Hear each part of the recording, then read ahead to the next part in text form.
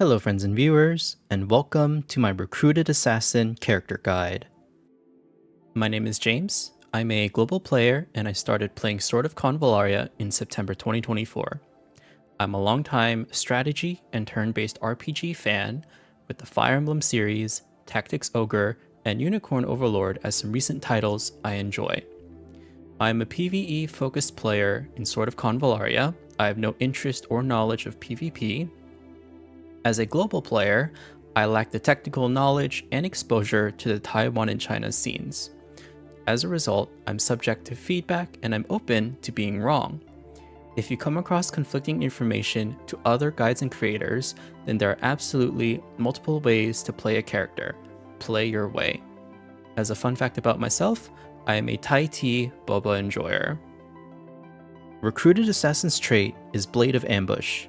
Climb allows Recruited Assassin to traverse elevated terrain, and he also has increased critical strike chance when attacking enemies from the side or behind. His initial skill is Hookshot.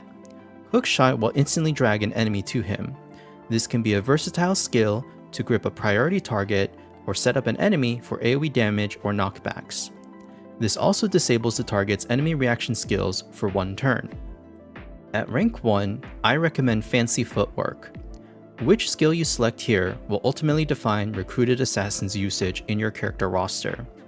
He is one of 2 free-to-play characters who can learn Fancy Footwork, allowing him to take 50% less AoE damage and 2 dodge attempts for 2 turns.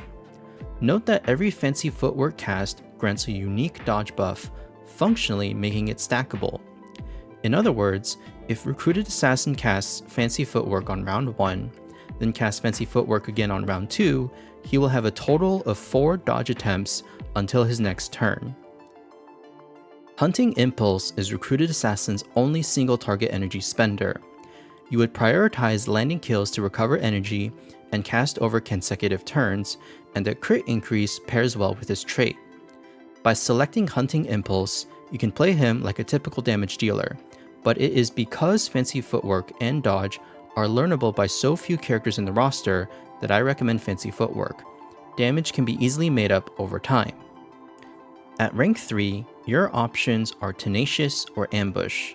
Both skills here are relatively low impact to the flow of battle. When using Recruited Assassin for dodge, he should ideally avoid injured status, and if he is injured, he should quickly recover back to healthy. Without toughness, the stat gains from Tenacious somewhat alleviates injured's penalties. Ambush only functions on unharmed targets. Recruited Assassin can set up a hook shot on an unharmed target, then attack to trigger ambush, but this loses value the longer a stage is. If you cannot decide on a particular skill, consider selecting based on the HP or defense stat gain. My pick here is Ambush. At rank 5, your options are Counterattack or Defense Physical. Which reaction skill you select depends on your risk tolerance. Counterattack allows Recruited Assassin to return some damage when attacked from the front or side. If he dodges an attack, he will still perform a counterattack.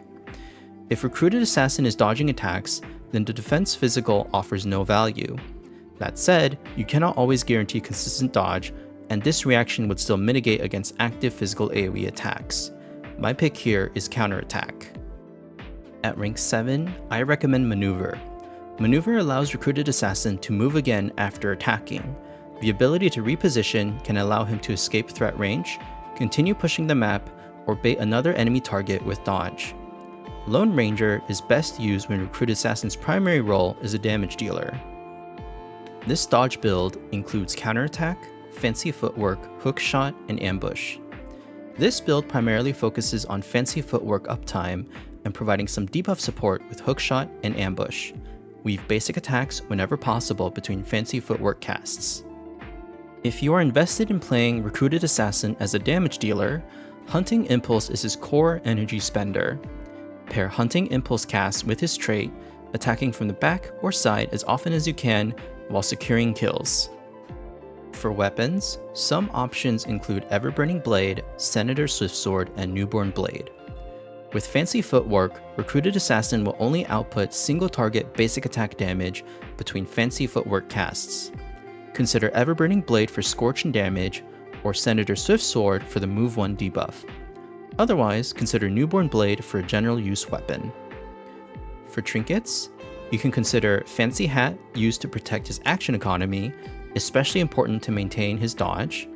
Spring Pill is a reasonable option to add self-healing and self-cleansing, or you can also consider Disaster Bottle to provide additional debuff support to your team. For tarots, some options include Guidance of the World, March of the Chariot, or Course of Fortune. Guidance of the World best provides consistent energy regen to fuel fancy footwork, but requires Recruited Assassin to stand by every other turn. The cooldown reduction can also be helpful for Hookshot. The increased movement from March of the Chariot can help with manipulating enemy AI, whether it be kiting, baiting and dodging casts, or completely disengaging from the enemy. For a general hybrid option, Course of Fortune is a fine choice. The chance for energy restoration is also helpful to maintain some fancy footwork uptime. As for engravings, with Recruited Assassin's high seeker mobility and incentive to perform back and side attacks, you should easily be able to maximize the attack and defense gains of the Sword and Wand Resonance. If you are concerned about fancy footwork uptime, then it is reasonable to consider Cup and Wand for a particular stage. As mentioned, Recruited Assassin's strength and identity is his fancy footwork. The more lethal a single target attack is, the more valuable it is to prevent damage taken via dodging.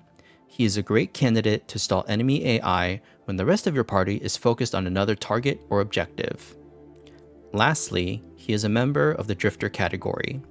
For external category buffs, Miguel's aura gives 5% more attack and 10% more defense than typical leaders' auras. Abyss has the Crumbled Order leader's aura, but I recommend Miguel's aura instead if possible. Only consider this if it's your only option running a Drifter party. I want to take a moment to call out my YouTube members for supporting my channel and me. With their support, they help with bringing more Sword of Convallaria content forward.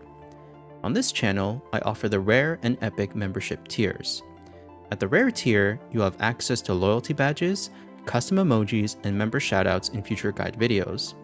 At the Epic tier, you'll receive all Rare tier perks, as well as access to PDF copies of all my guide content. Thank you for your time and consideration. It's the most valuable thing anyone can ever ask for. This concludes my character guide. As mentioned in my disclaimer, I welcome feedback and I'm open to being wrong. I'm still learning and improving just like you are. Once again, if you find conflicting information to other guides or content creators, then that means there are multiple ways to build a character and still achieve success. If you have any feedback for me, please feel welcome to comment below. I also have my various social media platforms on this slide here.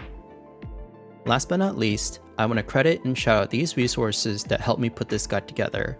Voyage Memento for their character build samples and reference links, the Sword of Convallaria No Potion fan site for skill images and skill descriptions, the Sword of Convallaria Cloud Drop Wiki for skill filtering and gear images, and the Billy Game and Game Key Chinese sites for character art assets.